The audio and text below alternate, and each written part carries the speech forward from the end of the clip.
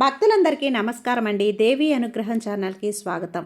ఆ దుర్గమ్మ ఆశీస్సులు మనందరిపై ఉండాలి అని చెప్పి మనస్ఫూర్తిగా కోరుకుంటూ, ఈరోజు దుర్గమ్మ మనకు అందించేటి సందేశం ఏంటి అంటే, బిడ్డ 24 గంటల్లో నీకు ప్రమాదం ఉందమ్మా, సమయం లేదు. ఇక త్వరపడి నువ్వు తెలుసుకోవాలి, ఖచ్చితంగా తెలుసుకునే తీరాలి. అలాంటి అపాయం అనేది నీకు పొంచి ఉంది. నువ్వు వెంటనే వినకపోతే చాలా చాలా చిక్కుల్లో పడతావమ్మా, వెంటనే తెలుసుకో అని చెప్పి దుర్గమ్మ మనకు ఒక తెలియనటువంటి సందేశంతో మనకు తెలియపరచాలని ఈరోజైతే మన ముందుకు వచ్చేసిందండి. దుర్గమ్మ చెప్పే సందేశం వినే ముందుగా, జ్యోతిష్యంలో గొప్ప ప్రావీణ్యం కలిగినటువంటి గురూజీ సుబ్రహ్మణ్యం రాజు గారు, మనకు తెలిసినటువంటి గురువుగారు శ్రీ కనకదుర్గమ్మ తల్లి జ్యోతిష్యాలయంలో జ్యోతిష్యం చెప్తున్నారు. గురూజీ సుబ్రహ్మణ్యం రాజు గారు, వీరి మొబైల్ నెంబర్ 9989794560. ఈ గురువుగారు నెంబర్ 1 వశీకరణ స్పెషలిస్ట్ అండి.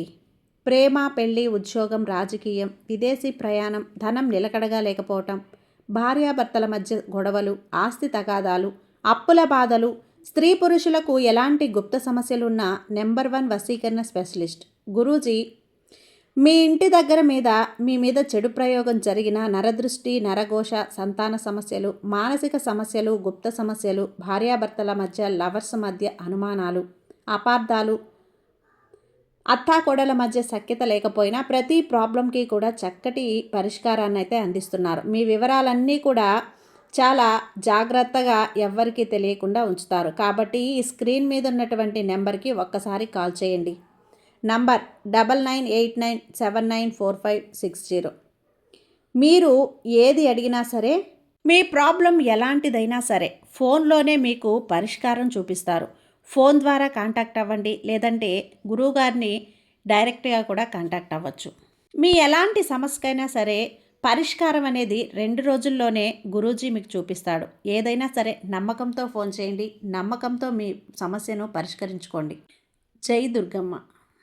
ఇక దుర్గమ్మ సందేశం ఏంటి అంటే, బిడ్డ ఇప్పటికే చాలా ఆలస్యమైపోయింది, సమయం కూడా లేదు. నేను ఎందుకు నీకు ఇంత త్వరగా నువ్వు తెలుసుకోవాలి అని చెప్పి చెప్తున్నానో అర్థమవుతుంది కదా. ఇక ఆలస్యం లేకుండా నీ కంగారుకి కారణం ఏంటో కూడా నేను వివరించి చెప్తాను. ఈ దుర్గమ్మ చెప్పే ఏ సందేశమైనా తన బిడ్డల మంచి కోసమే అని చెప్పి ముందుగా నువ్వు అర్థం చేసుకోవాలి తల్లి. ఇతని వల్ల, అంటే కేవలం ఒక మగ మనిషి వల్ల నీ జీవితంలో అపాయం అనేది పొంచి ఉంది. ఇప్పటికే చాలాసార్లు నువ్వు నష్టపోయావు. ఇప్పటికైనా తెలుసుకోకపోతే నీకు నష్టం అనేది తప్పకుండా జరిగి తీరుతుంది. ఈ శుభదినాన నీకు ఏ నష్టం కూడా జరగకూడదు అనే ఉద్దేశంతోనే ఈరోజు నేను ఈ సందేశాన్ని నీ ముందుకు తీసుకొచ్చాను. ప్రతిదానికి కూడా తల్లి నాకు కష్టం వచ్చింది, అమ్మా నాకు నా ఈ కష్టం నుంచి నన్ను బయటపడే అని చెప్పి నన్ను ప్రతిరోజు నువ్వు అడుగుతూ ఉన్నావు. మరి నీ వెనక కొండంత అండగా ఈ దుర్గమ్మ తల్లి ఉండగా నీకెందుకు చెప్పు కంగారు? ఇంతకు ఇంత బాధపడుతున్నావు. ప్రతి సమస్యకు కూడా ఈ భూమి మీద పరిష్కారం అనేది దొరుకుతుంది. నా బిడ్డ కంగారులో ఇలా భయపడుతూ ఉంది, కానీ నా బిడ్డ భయపడకూడదు. నా బిడ్డ ధైర్యంగా బ్రతకాలి. ఈ దుర్గమ్మ బిడ్డగా నువ్వు ఎప్పుడూ కూడా చాలా సంతోషంగా ఉండాలి అని చెప్పి ఈ తల్లి కోరుకుంటుంది. నువ్వు బాధతో సతమతమైపోతూ ఉంటే ఈ తల్లి సంతోషంగా ఎలా ఉంటుందో చెప్పు. ఏ తల్లినైనా సరే కోరుకునేదేంటి? తన బిడ్డ సంతోషంగా నవ్వుతూ ఉండాలి అని మాత్రమే కదా. అలాగే తల్లి, నీకు కూడా నీకు బిడ్డలు ఉన్నారు కదా, నీ బిడ్డల గురించి నువ్వు ఏ విధంగా అయితే ఆలోచిస్తున్నావో ఈ తల్లి దుర్గమ్మ తల్లి కూడా నీ గురించి అలాగే ఆలోచిస్తాను. ఆ బిడ్డ కంట్లో ఎందుకమ్మా ఆ కన్నీరు? ఎందుకు ఏడుస్తున్నావు చెప్పు. మరి నీ సమస్యను తీర్చడానికి ఈ తల్లి నేను ఉన్నాను కదా. మరి నా మీద నమ్మకం లేదా? ఒక్కసారి నీ కంట్లో కన్నీటిని తుడుచుకో. ఎన్నో బాధలను పడ్డావు, వయసుకు మించిన అనుభవాలను పొందావు. ప్రతీదీ కూడా అర్థమైపోతుంది. మనిషి యొక్క మనస్తత్వం కూడా అర్థమైపోతుంది. కానీ ఇంకా నువ్వు మోసపోతూనే ఉన్నావమ్మా. నా బిడ్డ ఇలా ఎంతకాలం మోసపోవాలి చెప్పు. నా బిడ్డకు ఇప్పుడు కూడా నేను ఇది చెప్పకపోతే ఇంకా నష్టపోయే ప్రమాదం ఉంది. అది నేను చూసి తట్టుకోలేను తల్లి. ఎందుకంటే నా జీవితం ఈ విధంగా అయిపోయింది. నా బిడ్డల భవిష్యత్తు అయినా సరే బాగుండాలి అని చెప్పి ఆశిస్తూ ఉన్నావు. మరి ఇలాగే ఇది కొనసాగితే నీ బిడ్డల భవిష్యత్తు మీద కూడా దెబ్బ తగలొచ్చు. కాబట్టి కంగారుతో నేను నీ ముందుకొచ్చాను. ఇప్పుడైనా నేను చెప్పింది అర్థం చేసుకో. అనుకున్న పనులన్నీ కూడా అనుకున్నట్లు సక్రమంగా జరగడం లేదు కదా. ప్రతి పనిలో ఏదో ఒక ఆటంకం అనేది ఏర్పడుతూ ఉంది. ఏది అనుకున్నా కానీ వెనక్కి వెళ్ళిపోతుంది. ఏది తలుచుకున్నా కానీ ఆ తలంపు కళ్ళల్లోనే కానీ ఇలలో జరగడం లేదు కదా.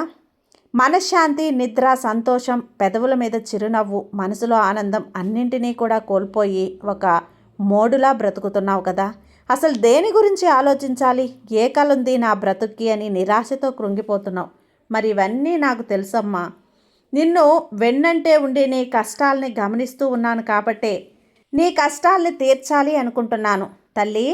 మరి ఇన్ని కష్టాలు నేను నా కష్టాలను మీరు గమనిస్తూ ఉన్నట్లయితే మీ నామస్మరణతోనే కదా నేను గడుపుతూ ఉన్నాను. మరి నా కష్టాలను తీర్చకపోయావా తల్లి అని అడుగుతున్నావు కదా. బిడ్డ, ఇప్పుడు పడుతున్న కష్టాలకి కారణం నేను కాదు, ఆ బ్రహ్మ రాసిన రాతది. బ్రహ్మ రాసిన రాతని మార్చడం ఎవ్వరి తరం కాదు, కానీ అది నీ చేతుల్లోనే ఉంది. ఎందుకంటే నువ్వు చేసే పాపపుణ్యాల ఫలితం నీకు భవిష్యత్తులో ఎదురవుతుంది. తెలుసో తెలియకో కొన్ని తప్పొప్పులను పోయిన జన్మలో నువ్వు చేశావు. వాటికి ఫలితాన్ని అనుభవిస్తున్నావు. ఎంతో కన్నీటిని కార్చావు. వయసుకు మించిన వేదనని పడుతున్నావు. బిడ్డల భవిష్యత్తు అన్నా నీకు బాగుండాలి అని ఆరాటపడుతున్నావు. చూడు, నువ్వు చేస్తున్న తప్పు ఒక్కటే. ఏంటో చెప్పమంటావా? ఆ శత్రువు ఎవరో తెలుసుకోలేకపోవటం. దీనంతటికీ కారణం కూడా ఆ శత్రువే అని చెప్పి నువ్వు ఇప్పుడు నేను చెప్పినా కూడా నమ్మలేవు. కానీ అక్షరంతో కలిపి పొల్లుపోకుండా చెప్తాను, జాగ్రత్తగా విను. నీలో ఉన్న పొరపాటు, నీ మంచితనం. అదేంటి బాబా, ఆ మంచితనం కూడా ఒక శాపమా అంటే ఇప్పటి రోజుల్లో అది శాపమే తల్లి. ఎందుకంటే అందరూ నీలా ఉండరు కదా. నువ్వేమనుకుంటావో నాకు తెలుసమ్మా. అందరూ మంచిగా ఉండాలి, అందరూ బాగుండాలి, అందులో నేను ఉండాలి అనుకుంటావు. కానీ ఎవ్వరికీ కూడా కాస్త కష్టం వచ్చినా కూడా కలలో కూడా నువ్వు ఊహించవు. నీ కళ్ళల్లో కన్నీరు వచ్చేస్తుంది. చాలా సున్నితమైన మనస్తత్వం నీది, పసిబిడ్డ లాంటి మనస్తత్వం నీది. అందుకే నా భక్తురాలిగా నువ్వు నియమింపబడ్డావు. కానీ నీకు తెలియని విషయం ఏంటి అంటే అందరూ నీలా ఆలోచించరు కదా. అందరికీ నీలా మంచి మనసు కూడా ఉండదు. ఇప్పటి రోజుల్లో మనుషుల మనస్తత్వాలు ఏ విధంగా ఉన్నాయి అంటే అవసరం ఉన్నప్పుడు అన్ని అవసరాలను చాలా తెలివిగా మంచిగా నటిస్తూ మొత్తం అవసరాలు తీర్చుకుంటూ ఉంటారు. అదే మనిషితో అవసరం తీరిపోయిన తర్వాత నీ వల్ల ఏమీ కాదులేని మాట్లాడుతారు. అదే మనిషికి గౌరవం ఇవ్వటం చూస్తూ ఉంటారు. అదే మనిషిని అవమానించడం కూడా చూస్తూ ఉన్నాం. కానీ ఇక్కడ మారింది మనిషి మనస్తత్వం కాదు. ఆ మనిషి మనస్తత్వానికి తగ్గట్టుగా నీ యొక్క నడవడిక కూడా ఉండాలి.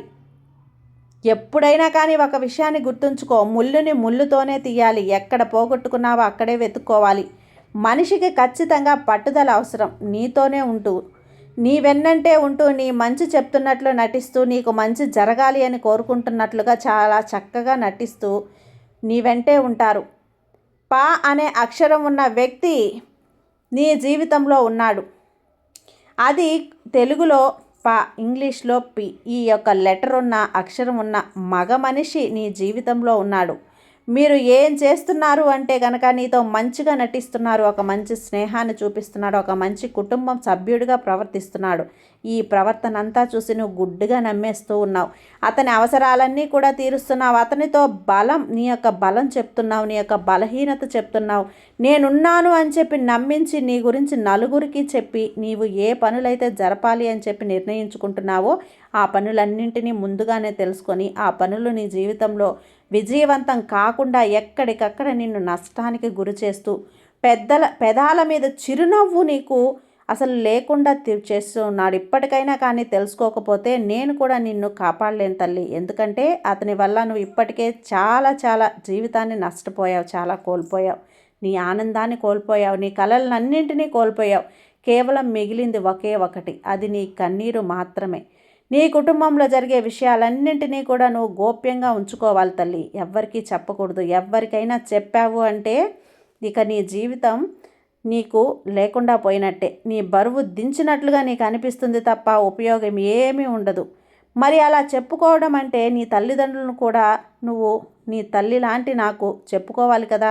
అలా చెప్పడం వల్ల నీ యొక్క విలువ అనేది తగ్గిపోతుంది అని తెలుసుకో. నలుగురిలో నువ్వు చులకనైపోతావు.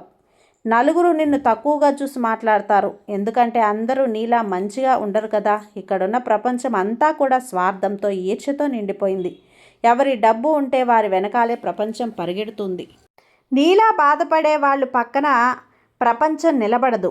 కనీసం నువ్వున్నావు అని కూడా గుర్తించుకోదు. కానీ నువ్వు మాత్రం ఎటువంటి ప్రపంచంతో సావాసం చేస్తున్నావో తెలుసా బిడ్డ?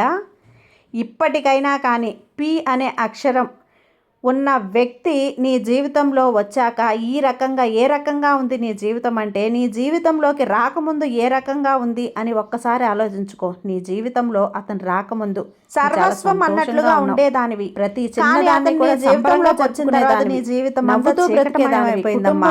నీ జీవితంలో అన్ని కష్టాలు, కన్నీరు, మానసిక వేదన, నిద్ర లేకపోవటం, మనశ్శాంతి లేకపోవటం, ఇవన్నీ కేవలం అతని వల్ల మాత్రమే కదా. ఎందుకమ్మా మరి ఇటువంటి వ్యక్తితో నీ జీవితం? నువ్వు పడుతున్న కష్టాలకి కారణం ఏదైనా కానీ దూరంగా విసిరేసే అన్నావే, మరి ఇతన్ని నువ్వు దూరంగా విసిరేస్తావా చెప్పు? ఇతను ఎవరు అన్న ప్రశ్న నీకు నువ్వు వేసుకో. అతను నీ స్నేహితుడైనా, బంధువులైనా, నువ్వు పని చేస్తున్న దగ్గరైనా, ఎక్కడైనా కానీ పి అనే అక్షరం ఉంటే గనక ఆ వ్యక్తిని నువ్వు దూరం పెట్టు. అందరూ కాదు తల్లి, చాలామందికి ఈ అక్షరంతో పేరు మొదలవుతుంది. కానీ ఇలా పి అనే అక్షరం ఉన్న వారందరినీ కూడా నిన్ను దూరం పెట్టమని నేను చెప్పడం లేదు. నీకు పరిచయం అయినా, నీతో స్నేహం చేస్తున్నటువంటి, నీకు దగ్గరగా ఉన్నటువంటి వ్యక్తులు, వాళ్ళలో పర్టికులర్గా ఆ వ్యక్తి ముఖ్యమైన కీలక పాత్ర పోషిస్తూ ఉంటారు కదా నీ జీవితంలో. అటువంటి వారిని దూరంగా పెట్టు. ఇప్పటికైనా నువ్వు తెలుసుకో మంచి ఏది చెడు ఏది అని. నీతో మంచిగా నటిస్తూ ఉంటే నీ బంధువుల దగ్గరైనా నువ్వు చులకన చేసేస్తాడు. నీ భర్తకు నీ మధ్య ఎడబాటు చేసేస్తాడు.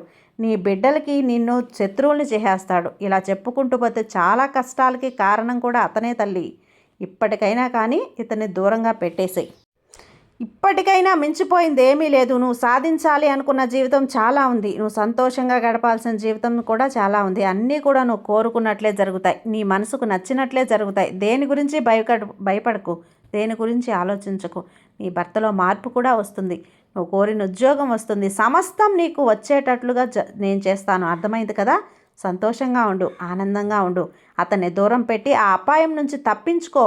ఇదే నేను ఈరోజు నీకు నీ తల్లిగా, దుర్గమ్మగా ఈరోజు నీకు ఇస్తున్నటువంటి సందేశం. ఈ శుభదినాన నీకు ఈ సందేశం చేరింది అంటే ఇక నీకు ఆ అపాయం దూరం అయిపోయినట్లే. ఈ దుర్గమ్మ ఆశీస్సులు నీకు ఎప్పుడూ ఉంటాయి. నీ జీవితం సంతోషంగా ఉంటుంది. దుర్గమ్మ మీద నమ్మకంతో ఉండు తల్లి. సర్వేజన సుఖినో భవంతు. జై దుర్గమ్మ.